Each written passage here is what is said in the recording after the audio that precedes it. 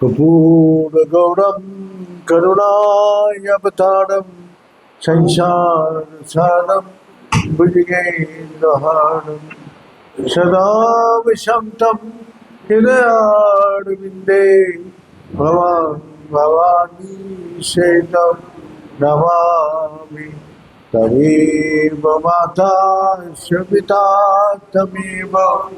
तमेव बन्धुश्च सखा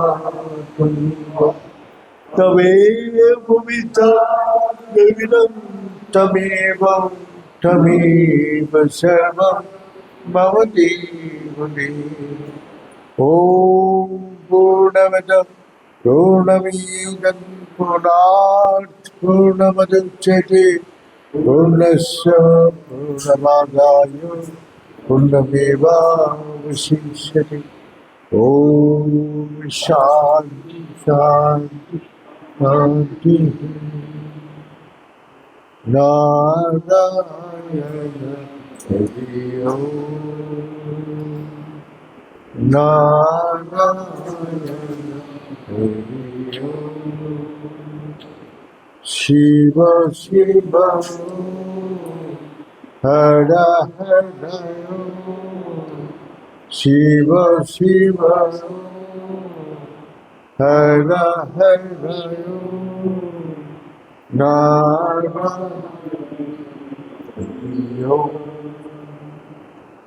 नारायण हरि ओम्। परमात्मा अंतर्यामी परमात्मा अंतर्यामी परमात्मा अंतर्यामी परमात्मा अंतर्यामी नारायण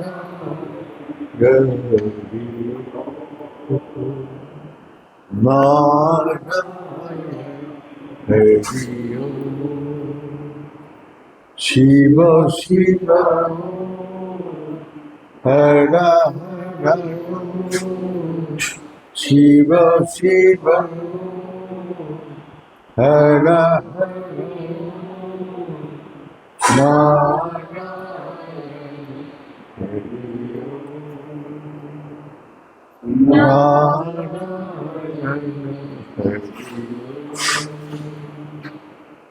नारायण हरि ओम्। परमात्मा मनुष्य जन्म दिया है। मनुष्य जन्म देव दुर्लभ है। देवता लोग भी भगवान से प्रार्थना करते हैं मेरे को मनुष्य जन्म दीजिए। तो देवता लोग को क्या जरूरत है? देव दुर्लभ देवता लोग का पास भी मनुष्य जन्म दुर्लभ है। किस लिए? जो इस संसार में ऐसे कोई जगह नहीं है जो परमानेंटली वो रह पाए। परमानेंट कोई जगह नहीं है। इस धरती में आया हम लोग का ये देहो जब तक है तब तक इस संसार में, देहो छूट गया इस संसार से चला गया। तो ये जगह तो परमानेंट नहीं है। परमानेंट कोई रिश्ता नहीं है। सब रिश्ता तोड़ के चला गया। तो वही अनुसंधान कर रहे हैं कि परमानेंट कहाँ मिल सकते हैं। परमानेंट हमको ये बार बार जन्म मृत्यु का चक्कर में घूमते घूमते परेशान हो गया। मनुष्य भगवान को बोला ये प्रभु आप मेरे को मनुष्य जन्म दीजिए, जहाँ जाके मैं सिर्फ आपका ही भजन करूँगा और कुछ भी नहीं। लेकिन वही फिर जन्म लेती माया उसको पकड़ लेती, माया उसको सब भुला देती और उसको माया भुला के क्या करते? देहो मन बुद्धि तुम हो, आत्मा का बारे में उसको भूल ही जाती है। जो आत्मा का कारण ही मैं जीवित हूँ। आत्मा निकल जाए तो फिर वो देहो मन बुद्धि कुछ नहीं कर सकता। वो भुला दिया। आत्मा कहाँ है? सबसे निकट है। लेकिन हम उससे कितना दूर चले। तो वही दिखा रहे, जो जगन्नाथपुरी का मंदिर जो बनाया राजा इंद्रदम्न ने बनाया। राजा इंद्रदम्न ने अपना इतना पुण्य किया, इस संसार में जो कोई जगह नहीं छोड़ा जो अपना उसका पुण्य का निशान नहीं है। लेकिन वो स्वर्ग का सुख, उत्तम सुख भोगने लगा। 10,000 साल स्वर्ग का सुख भोगने के बाद ब्रह्मा जी उसको बुला के बोला, जाओ राजन, तुम्हारा पुण्य क्षीण हो गया, आप मर्त्यलोक में जाओ, मृत्युलोक में। तो बोला, मैं इतना पुण्य किया, सब खत्म हो गया। तो ये संसार का हर चीज जो है सृष्टि होता है, स्थिति होता है और विनाश होता है। हर चीज, पेड़ पौधा हो, पशु पक्षी हो, मनुष्य हो, क्या इस संसार में जो भी आते हैं सभी अपना वही सृष्टि होता है, पालन होते हैं, विनाश होता है। ये तीनों को कोई भी उल्लंघन नहीं कर सकता। और समय किसी का हाथ में नहीं है। समय सबको निकाल जाते, लेकिन उस समय को पकड़ के कोई नहीं रख सकता। तो इसलिए राजा इंद्र में बहुत दुखी होके ब्रह्मा जी के बोला, तब तो संसार में आके पुण्य करना छोड़ देगा, है? सब पुण्य करना छोड़ देगा। तो बोला, पुण्य कर्म क्या है? हमने वो दिन इन लोग को व्याख्यान कर रहे थे, पुण्य कर्म वही तेषाम तंत्रगत पापम जाननम पुण्य कर्मणम। जो जान के अनजान से जो मैं पाप किया है वो पुण्य कर्म से खत्म होता है। लेकिन पुण्य कर्म क्या, हम लोग आम आदमी क्या सोचेगा? गंगा में नहाना, गरीब लोग को भी खिला देना, जो हम सोचते हैं, जो मंदिर में पूजा कर देना, हाँ, कोई मंदिर बना देना, ये सब पुण्य काम सोचते। लेकिन नहीं, जिस कर्म से सच को जान सकता हूं और उसको पकड़ सकता हूं, वही कर्म है। जिस कर्म से हमने आया है, अब इस संसार में किसी को पूछो सच क्या है, सच को वो जान ही नहीं सकते। सच को, अपना देह को सच महसूस कर रहे, किसी ने उसमें चेतना शक्ति है। चेतना कहाँ ले जाते? उसको ले जाता आनंद में लोग। तो सच्चिदानंद स्वरूप ये देह है, सच्चिद आनंद स्वरूप। तो अब इसमें सत क्या है? तो गुरु जी हम लोग को बोला, इस संसार में 3 कर्म ही है जो पुण्य कर्म, यज्ञ, दान और तपस्या। जो जिसके साथ मैंने जन्म लिया, किसका साथ? वही जो आत्मा के साथ है। आत्मा कैसे चल रहा है? हमारा अंदर जो सांस चल रहे, ये प्राण रूपी हवन हो रहे। बाहर का हवन तो कितना भी दोष हो सकते, और दोष से फिर दोबारा वापस आना पड़ता, लेकिन हमारा प्राण का जो सिस्टम बना दिया, वो प्राण जिह्वति अपान, अपान जिह्वति प्राण। जो प्राण में जो हवन करते हैं वो कर्म सर्वश्रेष्ठ है। तो प्राण कर्म सर्वश्रेष्ठ है। प्राण क्या है? जो सांस चल रहे हैं, तो इसीलिए हम जीवित हैं। सांस बंद हो जाए फिर क्या होगा? खत्म। तो आत्मा प्राण के साथ निवास कर, तो इसीलिए बोल रहे जो सहो जुग्गा पूजा, जिसको साथ तुमने जन्म लिया, जिस कर्म का साथ, यज्ञ का अर्थ है कर्म, क्या कर्म से तुमने जन्म लिया, तो वही प्राण कर्म से हमने जन्म। और प्राण कर्म जब तक चल रहे तब तक हम है। प्राण निकल गया तो निकल के कहाँ जाएगा, जिसको पता है ना आया है वो भी पता नहीं कहाँ से आया मैंने, अरे यहाँ किस लिए आया वो भी भूल गया, और शरीर छोड़ के कहाँ जाना है वो भी पता नहीं। तो हमने जैसे कर्म करेंगे वैसी फल देगा भगवान। तो हमने पशु पक्षी पेड़ पौधा कीट पतंग किसी भी जोनी में भेज सकते, ये तो हमारा ये हाथ में नहीं है। वही जब भरत तपस्या कर रहे थे, तपस्या करते करते राजा भरत तो उसे तपस्या करते करते एक सूरज देव को जल दे रहे थे, उसका हाथ में हिरण आ गया, और इस हिरण को अगर पानी में छोड़ देते हैं तो मर जाएगा, अगर ले जाता है तो इसको बचाना पड़ेगा, ड्यूटी। अब उस हिरण उसके साथ बच्चा रहते रहते वो ध्यान करता था, उसके गदी में आके बैठता था, उसके साथ मोह हो गया, अटैचमेंट। अब हिरण का बच्चा एक दिन जंगल का हिरण के साथ चला गया।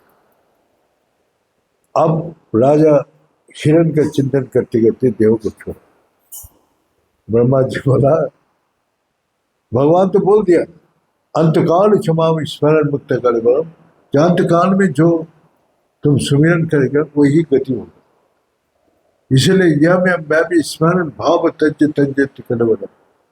हम तो बोलते हैं लेकिन हमको विश्वास नहीं है, तो हमको तो वही धर्महीन पशु भी समान, जो सच को नहीं जान पाए तो पशु जोनी में जाएगा। तो वही बोला, तुमने हिरण की चिंता करते हुए सही छोड़ा, जाओ हिरण जोनी में। बोले उससे उपाय निकालने का, हमने इतना तप किया सब खत्म। बोले नहीं, तुम्हारा दिमाग में रहेगा मैं ये गलती करके आया, इस कारण से आज हिरण के जन्म में है। तो वो अपना ऋषि जो आश्रम का पास बैठा रहता, सूखा सूखा पाता खाता था, किस लिए, जो पशु गुण ना आ जाए। हरा पत्ता खाने से पशु गुण आ जाएगा, हिरण के साथ चला जाए। उसका सिटी में वो पड़ा था, तो वो आश्रम में बैठा रहता था, पूजा पाठ जप ध्यान सब कुछ देखता था। ऐसा करते तो सही छोड़ा, तो क्या हुआ, जड़ भरत होके जन्म लिया। जड़ भरत एक कदम चलता था, एक कीड़ा मकोड़ा आ जाए तो रुक जाता।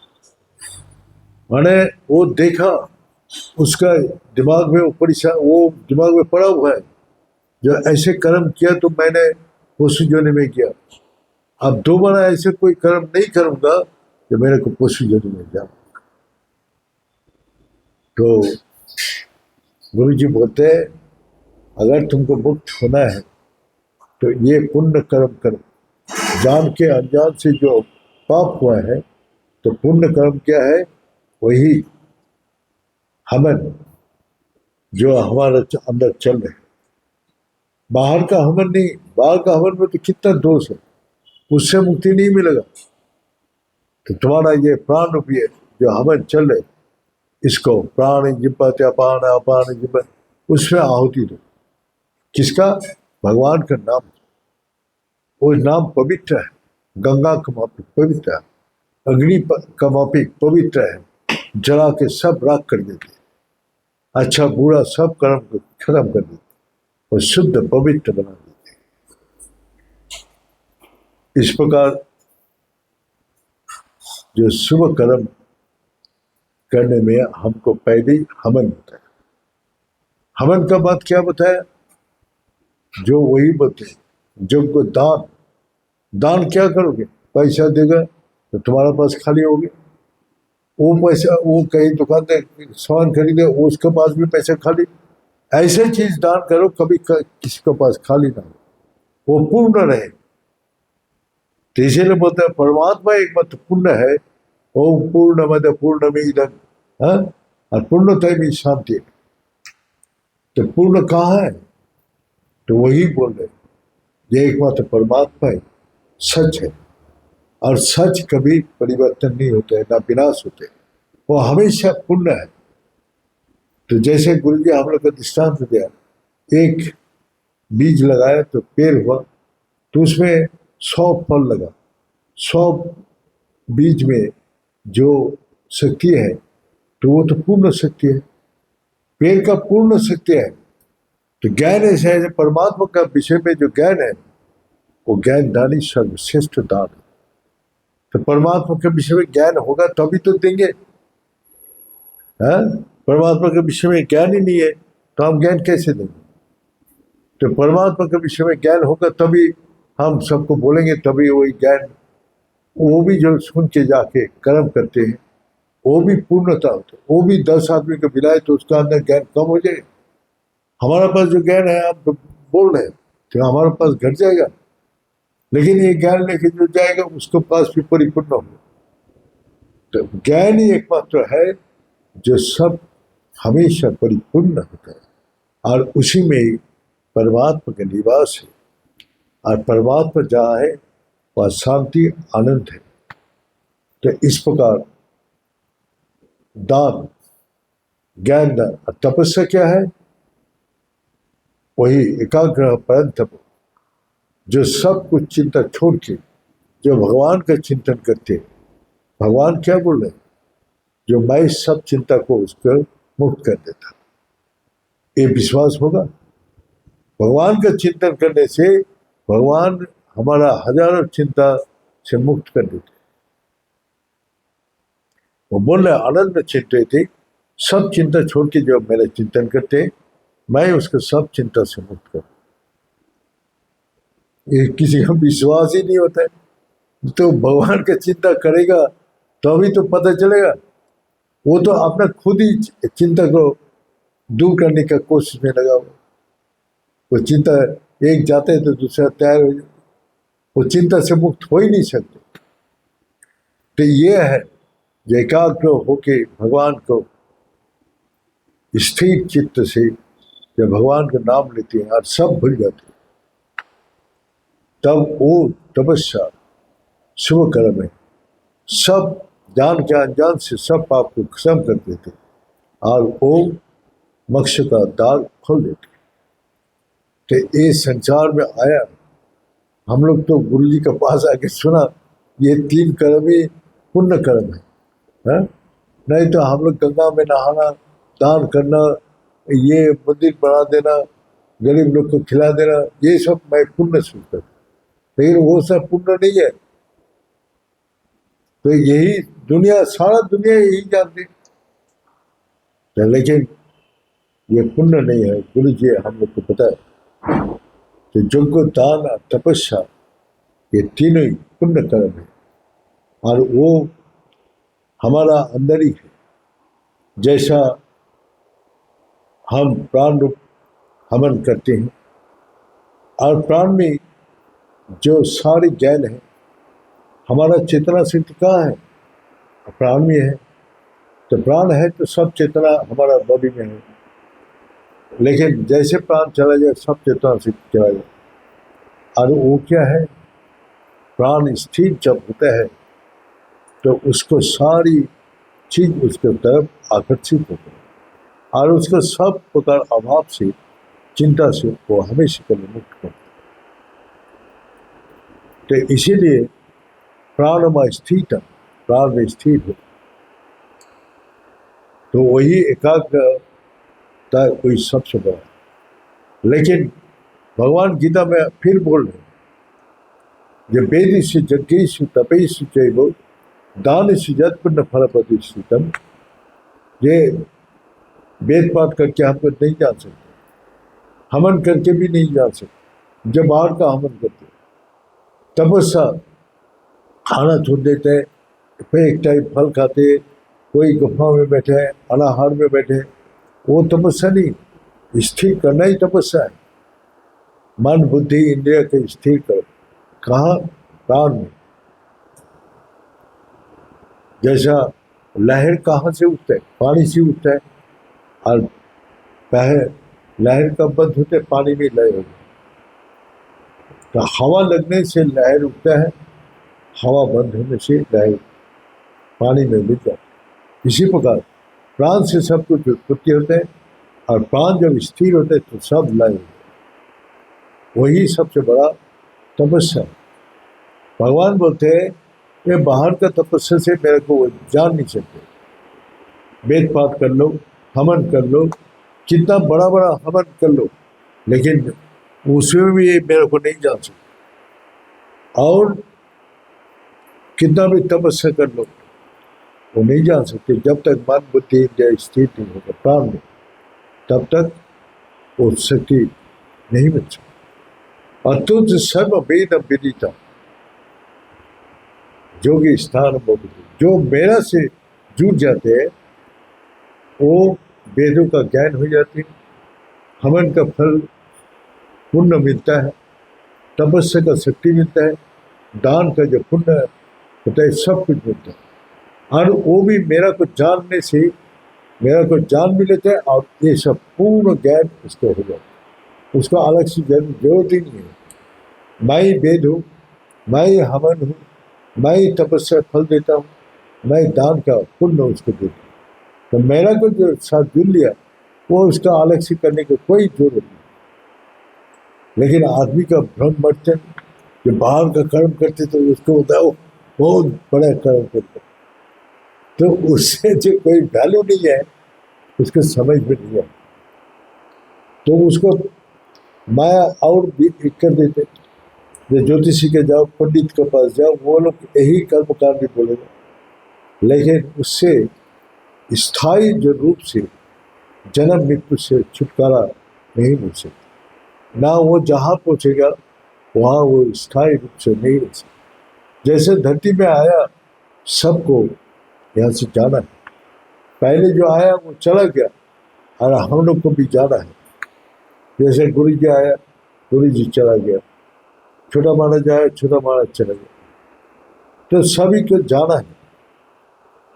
तो इसीलिए हम लोग उसके लिए तैयार हैं, लेकिन आम आदमी तैयार नहीं है। अभी भी धन संपत्ति वो चीज का लोभ में, वो मोह में पड़ा हो, तो उसको जब जान जाएगा तो उसी मोह में रहेगा।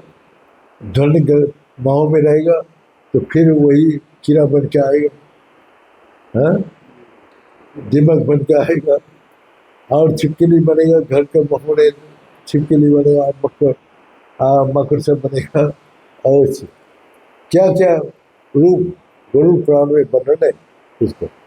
लेकिन आदमी कितना भी सुने, कितना भी कीजिए, माया उसको पर ऐसा हावी है वो उसको नहीं छोड़ता। तो इसी प्रकार गीता में भगवान बोलते हैं जो मेरा को जान लेते हैं, मैं तो तुम्हारा आमदनी हूँ, जो मेरा को जान लेते हैं वो वेदों का ज्ञान हो जाते हैं, उसका हवन का उसका फल मिलता है, तपस्या का शक्ति मिलता है, और पुण्य का दान का पुण्य मिलता है। वो ना करते हुए भी और मेरा को जान लेते और उसको हमेशा के लिए जन्म मृत्यु से छुटकारा मिले। हम लोग जो कर्म कर रहे हैं इससे जन्म मृत्यु से हमको छुटकारा नहीं होगा जब तक प्राण में स्थिर नहीं। प्राण में स्थिर हम जो धारण, जो प्राण में स्थिर है वो मेरा से जुड़ा हुआ। इसी प्रकार राजा हिंदू धर्म वही ब्रह्मा जी बोला जाओ राजन, तुम्हारा अगर कीर्ति कोई बता देगा तो मैं साथ साथ फिर स्वर्ग का सुख भोग करने लिए आ जाऊंगा। उसने किया ये यह लंबी आयु कौन है, तो मार्कंड ऋषि था। मार्कंड ऋषि को पूछा जो राजा को जाते, बोला नहीं, वो सप्तकल्प आयु है, मैंने कितना लंबी समय तक वो सुख भोग किया। फिर बोला हमारा एक दोस्त है, वो बगला का रूप में एक पैर पे खड़ा होकर तपस्या कर, उसको गया, वो भी बोला 14 कल्प आयु है, उसने भी बोला मैं नहीं सुना। फिर और उसको दोस्त के पास किया, वो उल्लू का रूप से तपस्या कर रहे 28 कल्प आयु, तो उसको पास भी बोला हमको भी पता। 28 कल्प जिसको आयु स्वर्ग का सुख भोग कर रहे, कितना दिन से स्वर्ग का सुख भोग किया, लेकिन वो जगह भी परमानेंट नहीं है। वहां से भी, यहाँ से भी जैसे जाना पड़ेगा, वहां से भी फिर आना पड़ेगा।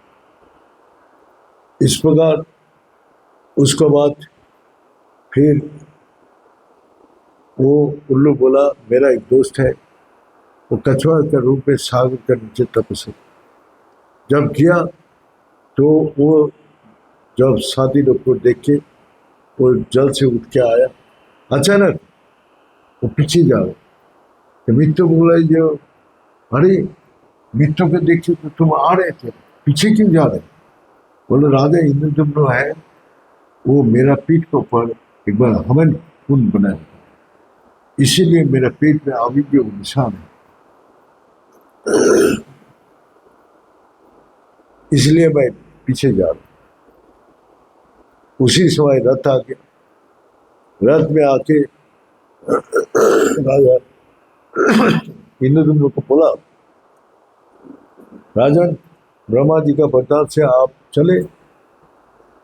तो बोला, हम तो जाएंगे, ये लोग हमारा किट्टी को उद्धार करने में लगा हुए, ये लोग भी जा सकते। बोले, ये लोग को जाने के लिए तो परमिशन है, ये लोग नहीं जाते। तो सारे ऋषि लोग को पूरा, हम लोग चलो स्वर्ग का उत्तम। बोले, राजन हमने हजारों बार ये सुख भोग किया, लेकिन बार बार नीचे आना पड़ा मृत्यु लोग में, इसीलिए हम लोग उस जगह को तलाश कर रहे हैं जहां जाने से पुनरावृत्ति ना हो। जनो हे अर्जुन, मेरा को जो पालित है वो दोबारा वापस जन्म मृत्यु से उसको छुटकारा मिले। अभी भी आत्मा यहाँ रहते हुए किसी का ज्ञान नहीं है, ना उसको कोई पकड़ सकते। एकमात्र जिसको भगवान ने दिया है वही अगर तपस्या करेगा, एकाग्र से भगवान का नाम करेगा, तभी वही जान सकते, वही पकड़ सकते। तो उसके बाद सबने बोला, राजा इंद्रदम्न तो पहले बार पतन हुआ, कष्ट उसको पता चल गया कि कष्ट ही कष्ट है। तो फिर वो अपना ऋषि लोग किया नहीं, तो बोले ऐसे जगह तलाश करो जहां पहुंचने का बाद फिर वापस ना। तो सबसे लंबे आयु कौन है? का और नमस्ते, तो भगवान शंकर जी का अनन्य भक्त उसके पास गया। तो बोले, एकमात्र ब्रह्म ज्ञान जब तक नहीं होगा, माने ईश्वर ज्ञान, बस वही परमात्मा का ज्ञान, बस सच्चाई का ज्ञान नहीं होगा, तब तक उसी मुक्ति का प्राप्ति नहीं कर सकते, हमेशा के लिए नहीं जा सकते। और वो भगवान शंकर जी का हाथ में है। तो क्या करना पड़ेगा? भगवान शंकर जी का सहस्त्र कमल से उसका आराधना करो और उसी के ध्यान में लीन रहो। जब स्थिर हो जाओगे, जब परमात्मा से तुम जुड़ जाओगे, तब वही तुम्हारा हृदय में आके वो ब्रह्म ज्ञान दे जाते हैं और तुम्हारा ये माया का बंधन से मुक्त कर देते हैं। तो तुम हमेशा के लिए आनंद, शांति, सुख का इस लोक में प्राप्ति करते हैं और जहाँ भी जाओगे हमेशा के लिए वो सुख शांति को प्राप्ति करो। राजा जनक, उसने इतना कुछ होते हुए भी वही प्राप्ति किया। राजा जनक बोला, ये देव का अंदर दो सत्ता है, ज्योति देहो पिथम किता चितिर विश्राम तिष्ठति। जब तुम्हारा मन बुद्धि चित्त शांत हो जाए, तब क्या होगा? अधूर नैव सुखम शांति, हमेशा के लिए सुख शांति को प्राप्त करोगे और बंधन मुक्त से भविष्य को, ना बंधन है ना मुक्ति होने का जोर। तो हम लोग का मनुष्य जन्म भगवान ने दिया है इसके, ये बोल के यह समाप्त करता हूँ। ओम पूर्णमद पूर्णमीदं पूर्णात् पूर्णमुदच्यते पूर्णस्य पूर्णमादाय पूर्णमेवावशिष्यते। ओम शांति शांति शांति। बड़े सच्चे दरबार की, बड़े सदगुरु भगवान की, बड़े शंकर भगवान की, बड़े माता जगदम्बे की, बड़े भक्त बिंदों की, बड़े संत बिंदों की, भले सनातन धर्म की, भले धर्म की और धर्म का, प्राणियों में विश्व का। हर हर महादेव।